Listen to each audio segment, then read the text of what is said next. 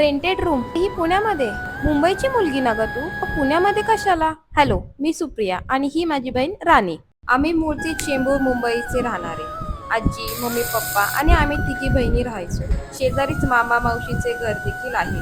तिघी बहिणी ज्यांना लहानपणापासूनच खूप शिका, खूप कष्ट करा आणि स्वतःच्या पायावर उभा राहा हे शिकवलं जायचं आणि सतत सांगितलं जायचं, तुम्ही मुली आहात, तुम्ही कोणापेक्षाही कमी नाही आहात. त्यामुळे आम्हाला पुण्यात राहणं सोपं झालं.